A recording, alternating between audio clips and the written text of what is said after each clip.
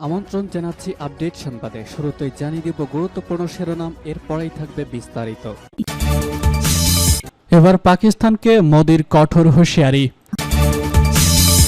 আর থাকছে যুক্তরাষ্ট্রের সঙ্গে পরমাণু অস্ত্র চুক্তি নিয়ে নতুন সুর পুতিনের। জানিয়ে দিব বাংলাদেশে বিপ্লবের 1 বছর পর হতাশায় পরিণত হলো আশা। আরও থাকছে আমরা অস্ত্র ত্যাগ করব না, লেবানন সরকারকে সতর্ক করলেন হিজবুল্লাহ প্রধান। সর্বশেষ জানিয়ে দিব উত্তর কোরিয়ার সঙ্গে সামরিক আস্থা গড়ে তোলার প্রতিশ্রুতি দক্ষিণ কোরিয়ার। শুনছিলেন সংবাদ শিরোনাম, এখন বিস্তারিত। তার আগে অনুরোধ থাকবে ভিডিওতে একটি লাইক দিন এবং কমেন্টস করে জানিয়ে দিন কোন জেলা থেকে বা কোথা থেকে আমাদের সঙ্গে যুক্ত রয়েছেন। এবার পাকিস্তানকে মোদির কঠোর হুঁশিয়ারি। সিন্ধু পানি চুক্তি স্থগিত করার নয়াদিল্লির সিদ্ধান্তের পরিপ্রেক্ষিতে প্রতিবেশী দেশ পাকিস্তানের পারমাণবিক হুমকির পর ইসলামাবাদকে কঠোর হুঁশিয়ারি দিয়েছে ভারতের প্রধানমন্ত্রী নরেন্দ্র মোদী। ভারতীয় গণমাধ্যম এনডিটিভি এক প্রতিবেদনে এই খবর জানিয়েছে। শুক্রবার ভারতের ৭৯তম স্বাধীনতা দিবস উপলক্ষে লালকেল্লা থেকে দেওয়া ভাষণে মোদী বলেন, ভারত পারমাণবিক ব্ল্যাকমেইল সহ্য করবে না। ভারত পানি চুক্তিতে সম্মত নয় বলেও ঘোষণা দেন তিনি। ১৯৬০ সালে ভারত ও পাকিস্তানের মধ্যে সিন্ধু নদী ব্যবস্থার পানি বন্টন নিয়ে একটি প্রতিক্রিয়া নির্ধারণের জন্য সিন্ধু পানি চুক্তি স্থগিত হয়। কিন্তু গত ২২ এপ্রিল কাশ্মীরের পেহেলগামে সন্ত্রাসী হামলায় ২৬ জন নিরীহ মানুষের প্রাণহানির পর এই চুক্তিতে স্থগিতের কথা জানায় ভারত। তার ধারাবাহিকতায় মোদী স্বাধীনতা দিবসের ভাষণে বলেন, পানি এবং রক্ত একসঙ্গে প্রবাহিত হতে পারে না। ভারতের অধিকারে থাকা পানি পাকিস্তানের সঙ্গে ভাগাভাগি করারও বিরোধিতা করেন তিনি। মোদী আরও বলেছেন, সিন্ধু পানি চুক্তি ভারতের জনগণের প্রতি অবিচার ছিল। ভারতের নদীগুলো শত্রু দেশকে সেচ দিচ্ছিল। যখন আমাদের কৃষকরা পানি থেকে বঞ্চিত ছিল, তখন ভারতের পানির ভাগের উপর অধিকার কেবল ভারত ও তার কৃষকদের স্বার্থ এবং জাতীয় স্বার্থের সঙ্গে আপোষ ভারতের কাছে গ্রহণযোগ্য নয় বলেও জানান তিনি। সম্প্রতি পাকিস্তানের সেনাপ্রধান জেনারেল আমির মুনির পারমাণবিক হামলার হুমকি ও প্রতিক্রিয়া জানিয়েছে ভারতের প্রধানমন্ত্রী। তিনি পাকিস্তানের প্রতি একটি হুঁশিয়ারি দিয়ে বলেছেন, ভারত আর পারমাণবিক ব্ল্যাকমেইল সহ্য করবে না। শত্রু যদি আর কোনো দুঃসাহসিক কাজ করার সাহস করে থাকে, তাহলে ভারতীয় সশস্ত্র বাহিনী তাদের উপযুক্ত জবাব দেবে। যুক্তরাষ্ট্রের সঙ্গে পরমাণু অস্ত্র চুক্তি নিয়ে নতুন সুর পুতিনের। মার্কিন প্রেসিডেন্ট ডোনাল্ড ট্রাম্পের সঙ্গে বৈঠকের আগে যুক্তরাষ্ট্রের সঙ্গে নতুন পরমাণু অস্ত্র চুক্তির সম্ভাবনার কথা জানিয়েছেন রাশিয়ার প্রেসিডেন্ট ভ্লাদিমির পুতিন এখন ট্রাম্পের চাপের মুখে আছেন যাতে ৩ বছর ৬ মাস ধরে চলমান ইউক্রেন যুদ্ধের অবসান হয়। তবে মস্কো বলছে এটি একটি জটিল নিরাপত্তার সংকটের আশ, যা শীতল যুদ্ধের পর থেকে পূর্ব পশ্চিমের পর্যায়ে সবচেয়ে বিপজ্জনক উত্তেজনা তৈরি করে। ধারণা করা হচ্ছে এই বৈঠকে নতুন পরমাণু অস্ত্র নিয়ন্ত্রণ চুক্তির প্রতি আগ্রহের কথা জানিয়ে পুতিন নিজেদের বৃহত্তর শান্তি প্রতিক্রিয়ার অংশ হিসেবে প্রতিষ্ঠিত করতে চান, যাতে ট্রাম্প রাশিয়ার উপর নতুন নিষেধাজ্ঞা থেকে বিরত থাকে। এছাড়া এটি ওয়াশিংটনের সঙ্গে সম্পর্ক উন্নয়নের প্রচেষ্টাকেও অংশ হতে পারে, বিশেষ করে বাণিজ্য এবং অর্থনৈতিক ক্ষেত্রে, যেখানে ক্রেমলিনের মতে বিশাল অনাকাঙ্ক্ষিত সম্ভাবনা রয়েছে। পুরো যুদ্ধ জুড়ে পুতিন বারবার হুমকি দিয়েছে যে রাশিয়ার পারমাণবিক ক্ষেপণাস্ত্র ব্যবহার করতে পারে, এমন সতর্ক করেছেন। যুক্তরাষ্ট্রের সঙ্গে সরাসরি সংঘর্ষ যুদ্ধের দিকে নিয়ে যেতে পারে। মৌখিক সতর্কবার্তা, সামরিক মহড়া এবং পারমাণবিক অস্ত্র ব্যবহারের সীমা আরও কমিয়ে আনার মাধ্যমে পরমাণু অস্ত্র ব্যবহারের হুমকি দিয়েছে রুশ প্রেসিডেন্ট।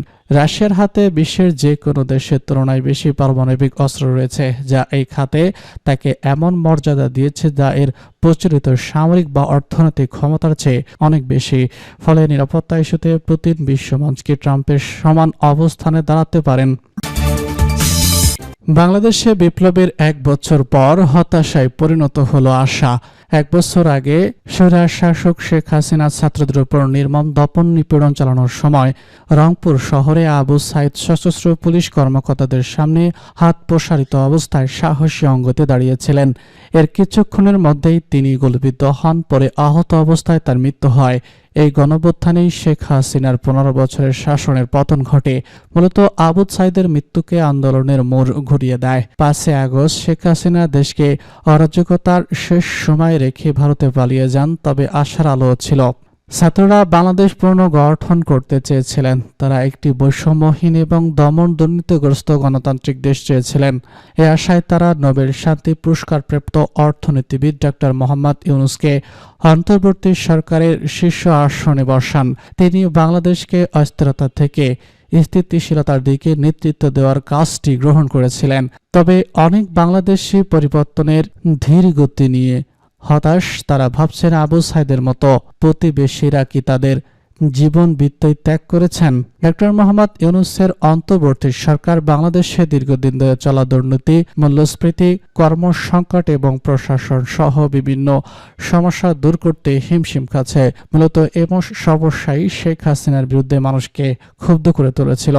ছাত্ররা চাইছেন গণতান্ত্রিক সংস্কার দ্রুত বাস্তবায়িত হোক। তারা চাইছেন গত বছরের আন্দোলনকারীদের উপর হামলার ঘটনায় যেসব রাজনৈতিক দলের সদস্যরা এবং পুলিশ কর্মকর্তারা জড়িত তাদের দ্রুত শাস্তি কার্যকর হোক। আবু সাইদের বড় ভাই রমজান আলী বলেছেন, আমরা ভেবেছিলাম দেশ নৈতিকভাবে উন্নতি হবে, বৈষম্য দূর হবে, সুষ্ঠু নির্বাচন হবে, গণহত্যাকারীরা শাস্তি পাবে আর সেই শাস্তি অপরাধীদের ভয় দেখাবে। কিন্তু এমন কিছুই ঘটেনি, যেটা আমাকে কষ্ট দেয়। তবে তার মতে মোহাম্মদ ইউনূস না থাকলে পরিস্থিতি হয়তো আরো খারাপ হতো। বিশ্বের অন্যতম দারিদ্র এবং দুর্নীতিগ্রস্ত দেশের সংস্কার করার ভার এখন ডক্টর ইউনূসের কাঁধে এসে পড়েছে। বাংলাদেশ এমন একটি দেশ যেখানে এখনো বিভাজমান রয়েছে এবং সেখানে প্রায় 60টি রাজনৈতিক দল সক্রিয়।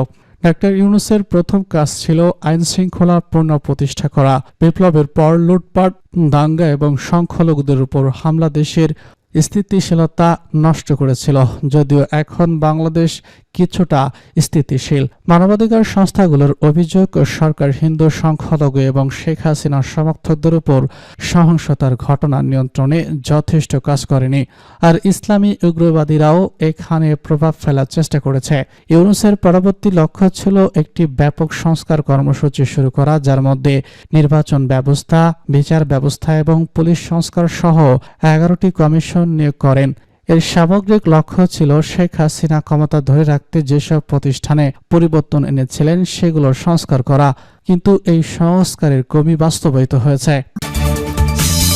আমরা অস্ত্র ত্যাগ করব না, লেবানন সরকারকে সতর্ক করলেন হিজবুল্লাহ প্রধান। হিজবুল্লাহর প্রধান নাঈম কাসেম লেবানন সরকারকে কড়া ভাষায় সতর্ক করে বলেছেন, আমাদের অস্ত্র ত্যাগের কোনো প্রশ্ন ওঠে না। এই সরকার লেবাননকে ইসরায়েলের হাতে তুলে দিচ্ছে এবং যুক্তরাষ্ট্র ইসরায়েলি ষড়যন্ত্র বাস্তবায়ন করছে। ইরানের শীর্ষ কর্মকর্তারা লারি লাজানির সঙ্গে বৈঠকের পর শুক্রবার এক টেলিভিশন ভাষণে এসব মন্তব্য করেন তিনি। দীর্ঘদিন ধরে হিজবুল্লাহকে সমর্থন দিয়ে আসছে ইরান এবং তাদেরকে প্রতিরোধের অক্ষের একটি গুরুত্বপূর্ণ অংশ হিসেবে বিবেচনা করা হয়। গত বছর ইসরায়েলের সঙ্গে যুদ্ধে অনেকটাই দুর্বল হয়ে পড়ে হিজবুল্লাহ। এরপর যুক্তরাষ্ট্রের চাপের মুখে বছরের শেষ নাগাদ হিজবুল্লাহকে নিরস্ত্র করার জন্য সেনাবাহিনীকে একটি পরিকল্পনা করার নির্দেশ দেয় লেবানন সরকার। এ বিষয়ে কাসেম বলেন, ইসরায়েলের দখল এবং আগ্রাসন একইভাবে চলমান থাকবে, আমাদের প্রতিরোধ থামবে না। প্রয়োজনে আমরা যুক্তরাষ্ট্র ইসরায়েলি ষড়যন্ত্রের বিরুদ্ধে লড়াই করব। সরকারকে সতর্ক করে তিনি বলেছেন, সরকার যদি আমাদের মোকাবেলা করতে চায় তাহলে লেবাননে আর কোনো প্রাণ বাকি থাকবে না। সরকার এমন একটি পরিকল্পনা বাস্তবায়ন করছে যা দেশকে গৃহযুদ্ধ এবং অভ্যন্তরীণ সংঘাতে ঠেলে দিতে পারে। তিনি আরো বলেছেন, হিজবুল্লাহ তাদের শিয়া মিত্র আমল আন্দোলন আপাতত যুক্তরাষ্ট্র সমর্থিত নিরস্ত্রীকরণ পরিকল্পনার বিরুদ্ধে কোনো বিক্ষোভ কর্মসূচি দিচ্ছে না, কারণ তারা এখন সরকারের সঙ্গে সংলাপের সুযোগ দেখছে। তবে ভবিষ্যতে এই ক্ষোভ কর্মসূচি যুক্তরাষ্ট্র দূতাবাস পর্যন্ত পৌঁছে দিতে পারে বলে ইঙ্গিত দেন তিনি। উত্তর কোরিয়ার সঙ্গে সামরিক আস্থা গড়ে তোলার প্রতিশ্রুতি দক্ষিণ কোরিয়ার প্রেসিডেন্ট লি জিংওয়াং শুক্রবার উত্তর কোরিয়ার রাজনৈতিক ব্যবস্থাকে সম্মান করা এবং সামরিক আস্থা তৈরি করার অঙ্গীকার করছেন। দক্ষিণ কোরিয়ার সঙ্গে সম্পর্ক উন্নয়নের কোনো ইচ্ছে নেই, পিয়ংইয়ংয়ের এমন কোনো বক্তব্যের একদিন পরেই তিনি এসব মন্তব্য দেন।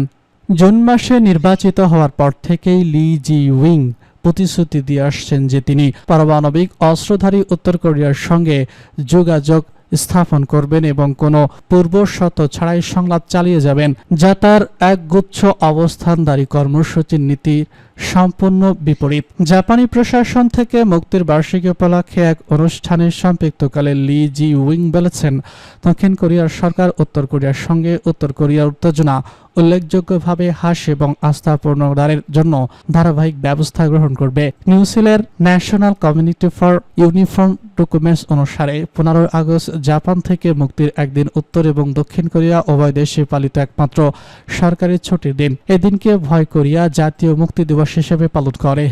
লি জে উইং বলেছেন, আমরা উত্তর কোরিয়ার অবস্থান ব্যবস্থার প্রতি আমাদের শ্রদ্ধা নিশ্চিত করছি। উত্তর কোরিয়ার সঙ্গে শত্রুতামূলক কর্মকাণ্ডে জড়িত হওয়ার কোনো ইচ্ছা নেই উত্তর কোরিয়ার। তিনি আরও বলেছেন, আমি আশা করি উত্তর কোরিয়া আস্থা পুনরুদ্ধার এবং সংলাপ পুনরুজ্জীবিত করার জন্য আমাদের চেষ্টা প্রতিদান দেবে। লয়িং ভাষণ উত্তর কোরিয়ার নেতা কিম জং উনের বোন কিম ইয়ো জং দক্ষিণ কোরিয়ার সাথে উত্তর কোরিয়ার সম্পর্ক উন্নয়ন করার কোনো ইচ্ছা নেই বলে একদিন পার এসেছে। উত্তর কোরিয়া প্রচারণামূলক লাউড স্পিকার সাজিয়ে নিচ্ছে এমন প্রতিবেদনও তিনি স্বীকার করেছেন।